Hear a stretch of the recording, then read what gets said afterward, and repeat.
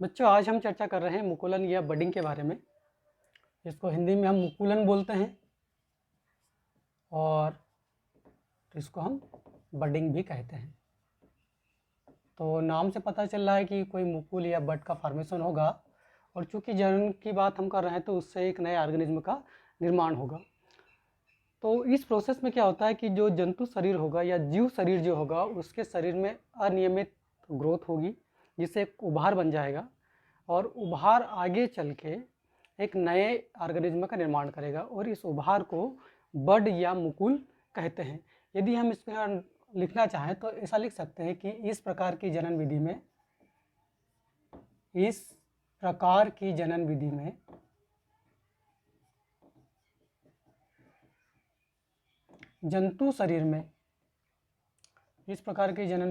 जंतु शरीर में अनियमित, देखो हम ये एक शब्द उपयोग करें अनियमित, तो जो भी डिवीजन होगा या विखंडन होगा वो कैसा होगा? इरेगुलर से होगा, अनियमित विखंडन से। और चूंकि मालूम है कि विखंडन का जो निर्माण होगा वो कोशिका विभाजन के फलस्वरूप होगा, और यहाँ पर जो कोशिका विभाजन होगा वो समसूत्री प्रकार का कोशिका विभाजन होगा। तो इस प्रकार की जनन विधि लिखे यहाँ पर अपन, जनन विधि में जंतु शरीर में अनियमित विखंडन से एक उभार का निर्माण होता है,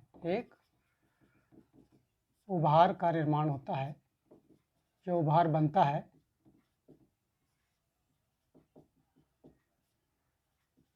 जिसे मुकुल या बड कहते हैं। जिसे हम क्या बोलेंगे? जिसे मुकुल, या फिर हम इसको क्या बोलते हैं? बड कहते हैं। यह बड या मुकुल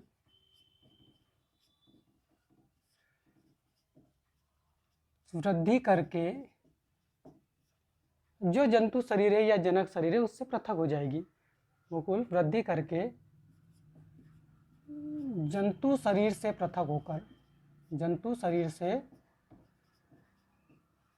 होकर एक छोटे संतति जीव का निर्माण करती है, जीव के रूप में परिवर्तित होती है या वृद्धि करती है। तो क्या चीज हुई यहाँ पर? जो ऑर्गेनिज्म होगा उसमें अनियमित विखंडन होगा शरीर में किसी एक भाग से उसके, और उस भाग को हम क्या बोलेंगे? मुकुल या बड कहेंगे। वो आगे चल के वृद्धि करेगा, वृद्धि करने के बाद में वो जंतु शरीर से अलग हो जाएगा, वो जीव शरीर से अलग हो जाएगा। अलग होने के बाद एक नए ऑर्गेनिज्म के रूप में वो सर्वाइव करेगा। तो इसको बोला जाता है बडिंग की प्रोसेस या बडिंग। अब हम एग्जाम्पल देखिए इसका कि कौन कौन से एग्जाम्पल है। पहले एग्जाम्पल से पहले हम थोड़ी चर्चा कर लेते हैं कि बडिंग कितने प्रकार की होती है, तो थोड़ा सा और कॉन्सेप्ट आपको क्लियर होगा। तो प्रकार हम बताएं यहाँ पर, तो बडिंग जो होगी हम दो प्रकार से इसको बता सकते हैं, उसकी ओरिजिन के आधार पर कि कहाँ पर ये बन रही है, जंतु शरीर में कहाँ बन रही है, क्या जंतु शरीर के बाहर की ओर बन रही है या जंतु शरीर के अंदर बन रही है। इस आधार पर हम इसे दो भागों के अंदर बांट सकते हैं बडिंग को। तो जो जंतु शरीर के अंदर की ओर बनेगी उसको बहिर्जात प्रकार का मुकुलन बोलेंगे, इंग्लिश में बोलते हैं एक्सोजिनस बडिंग। क्या बोलेंगे? Exogenous budding. और जो बड है वो जंतु शरीर के अंदर यदि बनती हो तो उसको हम बोलेंगे अंतर्जात प्रकार का मुकुलन, या हम इसको कहें एंडोजिनस बडिंग। क्या कहेंगे इसको? हम एंडोजिनस प्रकार का बडिंग प्रोसेस कहेंगे। इसके एग्जांपल देख लेते हैं। एक्सोजिनस मीन्स हमने बता दिया आउटसाइड द बॉडी या आउटर साइड में, शरीर के बाहर की ओर बनने वाली। तो इसका एग्जांपल हम बता सकते हैं हाइड्रा के अंदर बता सकते हैं। तो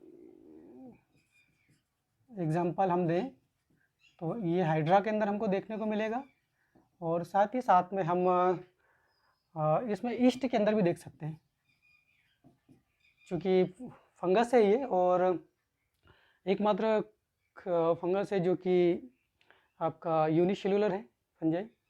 तो ईस्ट है, ईस्ट के साथ में अब यहाँ यदि हम एंडोजिनस बडिंग की बात करें तो शरीर के अंदर की ओर होगी। तो ये जो कुछ स्पंज होते हैं, स्पंज के अंदर हमको देखने को मिलेगी। और इसमें भी फ्रेश वाटर की हम एग्जांपल लेते हैं स्पॉन्जिला के अंदर। और स्पॉन्जिला के अंदर जो बडिंग की प्रोसेस होगी एंडोजिनस, तो जो बड बनती है उसको हम जेम्यूल बोलते हैं, बाय जेम्यूल। यहाँ लिख देते ब्रैकेट में हम बाय जेम्यूल फॉर्मेशन। तो जेम्यूल के द्वारा इसका निर्माण होता है। चलिए हम एक्सोजिनस बडिंग में हाइड्रा का एग्जांपल लेते हैं, किस प्रकार से बडिंग होगी एक डायग्राम के माध्यम से बताने का प्रयास करते हैं। तो हम हाइड्रा में बडिंग इन हाइड्रा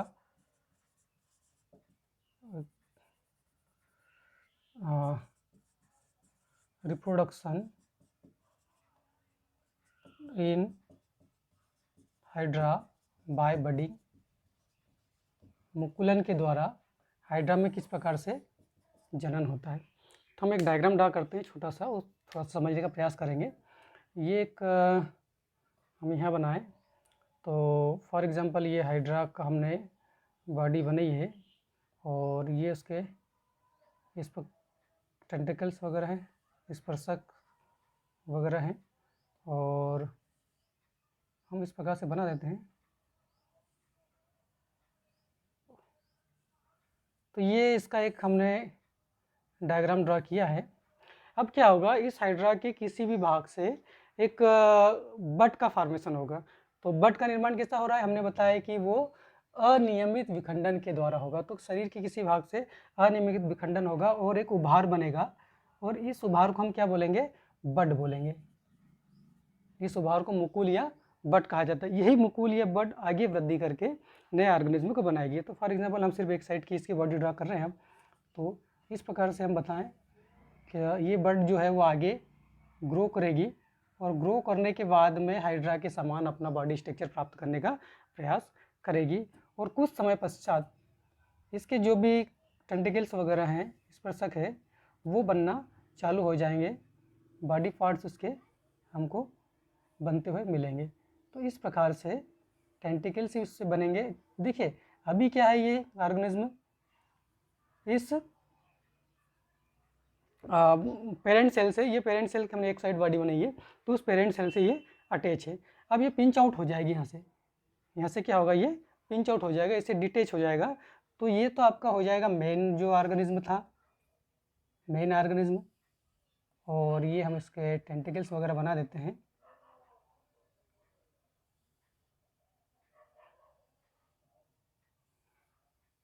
तो ये पेरेंट और ये वाला जो है आपका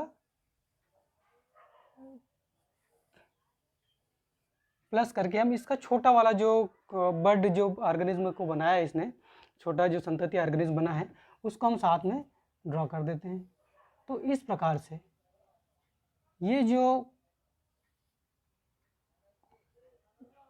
हाइड्रा है, इस हाइड्रा से एक डॉटर हाइड्रा का निर्माण हुआ जो कि अपने पेरेंट से कैसा है, छोटा है, और उससे ये क्या हो गया, डिटेच हो गया। ठीक है, उससे ये अलग हो गया। तो इस प्रकार का जो जनन कहलाता है वो क्या कहलाता है आपका, ये तो है पेरेंट और ये कैसा है, डॉटर या ऑफस्प्रिंग।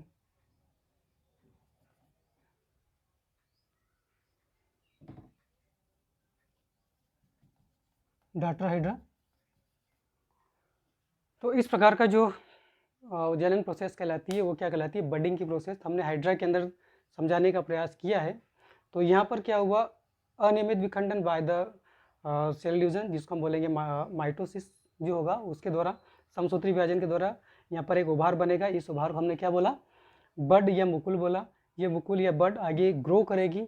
ग्रो करने के बाद में इसके जो भी बॉडी पार्ट्स है, जो टेंटिकल्स वगैरह हैं, स्पर्शक है, वो बनना चालू हो जाएंगे और ये क्या हो जाएगा, डिटेच हो जाएगी। इसके बाद में जो पेरेंट्स है, ये पेरेंट्स है, जो बर्ड है वो डिटेच होकर आगे ग्रो करके नए हाइड्रा का जन्म करेगी, हाइड्रा को जन्म देगी। तो इसका जो जेनेटिक है, चूँकि समसूत्री विभाजन के द्वारा इसका निर्माण हुआ है और असेक्सुअली रिप्रोड्यूस किया है, तो यहाँ पर जो डॉटर अमीबी या संतति जो बनेगा, उसका जो जेनेटिक्स होगा वो किस प्रकार से होगा, अपने पेरेंट के समान ही होगा। तो ये तो हो गया आपका हाइड्रा के अंदर किस प्रकार से बडिंग की प्रोसेस होती है। अब हम चर्चा करते हैं हाइड्रा के बाद ईस्ट का एग्जांपल लेते हैं कि ईस्ट में किस प्रकार से बडिंग के द्वारा रिप्रोडक्शन होता है। सेम है, क्योंकि ईस्ट कैसी है, यूनिसेलुलर है। ये तो हमने मल्टीसेलुलर ऑर्गेनिज्म के बारे में बताया था। ईस्ट कैसा है, जो कवक है वो एक कोशी की कवक है, एकमात्र है ये। ईस्ट एक ग्रुप है फंगस का, जिसके जो वेरियस जो मेंबर्स होंगे, सेक्रोमाइसिस सर्विसिस जिसको हम बोले, तो वो कैसा है, सिंगल सेल है, यूनिसेलुलर। तो देखिए हम इसको एक ईस्ट का टिपिकल डायग्राम बना देते हैं और इसका न्यूक्लियस है। तो इसमें भी क्या होगा, अनियमित वृद्धि होगी और उस प्रोसेस में इस न्यूक्लियस का डिवीज़न होगा। तो डिवीज़न होने से कौन सा डिवीज़न होगा, समसूत्री विभाजन होगा, माइटोसिस होगा यहाँ पर। तो एक न्यूक्लियस से कितने बनेंगे, 2 न्यूक्लियस बनेंगे। साथ ही साथ में इस शरीर से एक उभार का बनना भी चालू हो जाएगा। इस शरीर में एक उभार बनना प्रारंभ हो जाएगा और ये जो न्यूक्लियस है वो क्या करेगा, डिवाइड होगा। डिवाइड होके 2 न्यूक्लियस का फॉर्मेशन होगा और एक न्यूक्लियस क्या करेगा, टुवर्ड द बड की ओर या उस आउटग्रोथ की ओर माइग्रेट करेगा। और एक स्थिति ऐसी आएगी कि ये जो न्यूक्लियस है वो क्या करेगा, इस बड में पहुंच जाएगा। इस प्रकार से यहाँ पर 2 केंद्रक वाला ऑर्गेनिज्म बन गया है, जिसमें एक बड है, बड के पास में यह मुकुल जिसको हम बोले, उभार यहाँ से कॉन्स्टिट्यूट होकर एक अलग प्रकार से दिखने लगा है। या हम इसको इस प्रकार से बता सकते हैं, डिटेल्स अभी नहीं कर रहे हैं। तो न्यूक्लियस जो है उस बड के अंदर भी जा चुका है और यहाँ पर भी है। तो आगे चलकर क्या होगा, ये बड इससे डिटेच हो जाएगी, पिंच आउट हो जाएगी और पिंच आउट होने के बाद ये जो बड है वो एक नए ईस्ट का निर्माण करेगी, वो आगे वृद्धि करके नया ईस्ट बनाएगा। तो इस प्रकार का जो रिप्रोडक्शन है, इस प्रकार से ये अब क्या हो गया, डिटेच हो गया, यहाँ से पिंच आउट हो गया, प्लस एक छोटा वाला ऑर्गेनिज्म जो बड थी वो आगे चल के एक नया ईस्ट का निर्माण कर देगी। तो ये प्रोसेस होती है रिप्रोडक्शन इन ईस्ट। ईस्ट के अंदर किस प्रकार से रिप्रोडक्शन होता है, तो इसको हम क्या बोलेंगे, एक आउटग्रोथ है। ये क्या है, आउटग्रोथ है, बड का फॉर्मेशन हुआ। और ये क्या है, ईस्ट है, पेरेंट ईस्ट है। और ये क्या हो गया, ऑफस्प्रिंग या डॉटर ईस्ट का निर्माण हुआ। तो इस प्रकार से ईस्ट के अंदर हमको बडिंग के माध्यम से रिप्रोडक्शन देखने को मिलता है। तो देखिए दोनों केस में, चाहे वो हाइड्रा हो या ईस्ट हो, इसमें जो बड का निर्माण हुआ है वो कहाँ हुआ है, शरीर के बाहर की ओर। इसीलिए इसको हमने किस कैटेगरी में रखा है, इसलिए हमने इसको एक्सोजीनस कंडीशन में रखा है, एक्सोजीनस बडिंग के अंदर रखा है। ठीक है, तो ईस्ट का और हाइड्रा का। अब बात हम करते हैं एंडोजीनस प्रकार की बडिंग किसको कहते हैं। तो हमने पहले भी चर्चा कर चुके हैं कि एंडोजीनस मीन्स होता है शरीर के इनर साइड में, अंदर की ओर यदि बनता है तो उसे हम एंडोजीनस प्रकार का बडिंग कहेंगे। तो उसका भी हम डायग्राम ड्रा करने का प्रयास करते हैं। स्पॉन्जिला का हम डायग्राम ड्रा करते हैं, ये वाला एग्जांपल ले रहे हैं हम स्पॉन्जिला का। तो उसमें जेम्यूल का फॉर्मेशन होता है। तो ये डायग्राम आपको हम बनाए, चूँकि जो स्पॉन्जिला होता है फ्रेश वाटर स्पंज है, ऊपर की ओर इसका ऑस्कुलम होगा और बॉडी जो होती है पोरस होती है, अस्टिया पाया जाता है और इसमें वाटर करंट के माध्यम से जो भी प्रोसेस है फूड लेने की, फीडिंग की, सब प्रोसेस के अंदर से होती है। और ये बॉडी कैविटी या गैस्ट्रिक कैविटी इसको कहा जाता है। तो इसकी इनर जो वॉल होगी गैस्ट्रिक कैविटी के साइड की, उस पर अंदर की ओर छोटे छोटे उभार बनना चालू हो जाएंगे, छोटे छोटे उभार बनना चालू हो जाएंगे और इन उभारों को बोला जाता है जेम्यूल। क्या कहते हैं, जेम्यूल का निर्माण। जब ये मतलब ये अनफेवरेबल कंडीशन की बात आ रही है, जब अनफेवरेबल या विपरीत परिस्थितियां होती है, प्रतिकूल वातावरण होता है, तब ये स्पॉन्जिला क्या करेगा, फ्रेश वाटर स्पंज है ये स्पॉन्जिला, अपने शरीर में एंडोजीनस बडिंग के माध्यम से जेम्यूल का निर्माण करेगा। ये जेम्यूल जब प्रतिकूल वातावरण खत्म हो जाएगा, जब अनुकूल वातावरण आएगा, तो इस ऑस्कुलम से बाहर की ओर आकर अपने एटमॉस्फेयर में चले जाएंगे। और एटमॉस्फेयर में जाने के बाद इसका जो माइक्रोपाइल एंड होता है उसके माध्यम से किसी भी सरफेस से, सबस्ट्रेट से ये अटैच हो जाएंगे और वहाँ आगे करके इसकी जो सेल्स होगी वो सेल्स आगे ग्रो करके नए ऑर्गेनिज्म का निर्माण करती है। तो जेमिल फॉर्मेशन हुआ इसमें सबसे पहले कब, जब अनफेवरेबल कंडीशन हुई तब। हम इसका जेमिल का डायग्राम बनाने का प्रयास करें तो किस प्रकार से इसका डायग्राम होता है। हम जेमिल को थोड़ा सा लार्ज करके देखें इस डायग्राम को, तो ये कोशिकाओं का समूह होता है जिसमें जिस प्रकार से कोशिकाएं अरेंज होगी, इन कोशिकाओं को बोला था आर्कियोसाइट बोला जाता है, जो आगे चल के स्पंज का निर्माण करती है। ठीक है, तो ये सेल्स क्या कहलाती है, आर्कियोसाइट्स कहलाती है। इसके साथ साथ में इसके चारों ओर एक अमीबॉइड सेल्स का, कौन सी सेल रहेगी, अमीबॉइड सेल्स रहेगी, इरेगुलर, उसका एक जिलेटिनस मास होता है। तो ये अमीबॉइड सेल्स है, उसका एक जिलेटिनस मास, तो इसको हम बोल सकते हैं क्या, अमीबॉइड सेल्स से बना हुआ जिलेटिनस कवरिंग है जिसने इसको प्रोटेक्ट करके रखा हुआ है, जो अंदर की सेल्स उनको। और ये जो सेल्स होती है इनको हम क्या बोलते हैं, आर्कियोसाइट बोलते हैं, आर्कियोसाइट्स। और ये जो जिलेटिनस कवरिंग होती है वो किस सेल से बनी होती है, अमीबोसाइट सेल से मिलकर बनी होती है। ये जिलेटिनस कवरिंग किससे मिलकर बनी होती है, अमीबोसाइट सेल से मिलकर बनी होती है। इसी के साथ साथ में इस जिलेटिनस सेल्स कवरिंग के अंदर एक मोनोएक्सानिक और एम्फी एक्सानिक प्रकार के स्पिकुल्स, कैल्कुलेज स्पिकुल्स होते हैं, जो कि इसको दृढ़ता प्रदान करते हैं प्रोटेक्शन के लिए। तो इस प्रकार से इनके स्पिकुल्स इसमें पाए जाते हैं। हम इसको बोले कैल्शियम स्पिकुल्स, कैल्सिफाइड स्पिकुल्स, कंटक हम इसको बोल सकते हैं हिंदी के अंदर। तो वो पाए जाते हैं जो कि इसको प्रोटेक्शन प्रोवाइड करते हैं। और इसी के साथ साथ में इसमें एक एंड होता है जिसको हम इस प्रकार से दिखाएं, तो इस प्रकार से एक ओपनिंग होती है इसकी, और ये कहलाता है माइक्रोपाइल। क्या कहलाता है, माइक्रोपाइल। तो आर्कियोसाइट सेल्स इस माइक्रोपाइल के माध्यम से, मतलब ये जो माइक्रोपाइल है, माइक्रोपाइल के माध्यम से ये जो जेम्यूल है वो किसी सबस्ट्रेट से जाकर अटैच हो जाता है। ठीक है, तो जब फेवरेबल कंडीशन आएगी तो यहाँ से ये निकलेगा, जेम्यूल यहाँ से बाहर होगा। बाहर होने के बाद में जो भी वाटर करंट के अंदर ये फॉल हुआ है उस वाटर करंट से आगे वो बह ना जाए, आगे वॉश आउट ना हो, इसलिए वो क्या करेगा कि इस माइक्रोपाइल के माध्यम से किसी सबस्ट्रेट से जाकर अटैच हो जाएगा।